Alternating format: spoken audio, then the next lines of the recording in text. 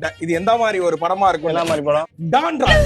எப்படி சொல்றீங்க? டேய் பாருடா, ஒரு காலேஜ் ஃபுல்லா அராத்தா சுத்தி நிக்கிற ஒரு பையன், Correct. அந்த பையனுக்கு ஒரு லவ், அதை எதிர்க்கிற ஒரு ஹெச்ஓடி, அதெல்லாம் தாண்டி அதுக்கப்புறம் ஒரு ஃபேமிலி சென்டிமெண்ட் ஒண்ணு வரும். ஆமா. அதுக்கப்புறம் லைஃப்ல ஜெயிச்சானா, அவன் கனவுல ஜெயிச்சானா அப்படின்றதாண்டா கதை.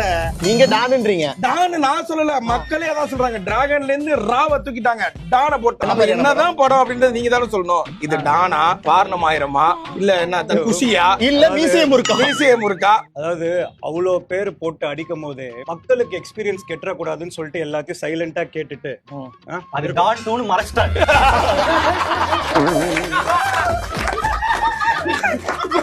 மக்கள்கிட்ட மட்டும் இல்ல, ப்ரொடக்ஷன் ஹவுஸ்ல நடிக்கிற ஆக்டர் கிட்ட சொல்ல சொல்ல சொல்ல இது இல்ல கேட்க கேட்க இது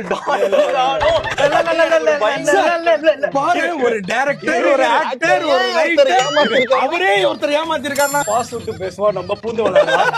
ஆனா நான் பாஸ் விட்டு பேசுனதுல இவன் பூந்து ப்ரோ, அதெல்லாம் வந்து வைப் ப்ரோ. சொல்லுங்க என்ன மாதிரியான ஒரு படம்? கடைசி வரைக்கும் சொல்லவே மாட்டேன்றீங்களே. திரும்பவும் சொல்றேன், திரும்பவும் சொல்றேன். என்ன சொல்லுவாருன்னு எனக்கு தெரியும். இன்டர்வியூல ஃபுல்லா இதான் கேட்டுட்டு இருக்கேன். காப்பி பேஸ்ட் தானே? ட்ரெய்லர்ல நாங்க காமிச்சது 10% கதை தான்.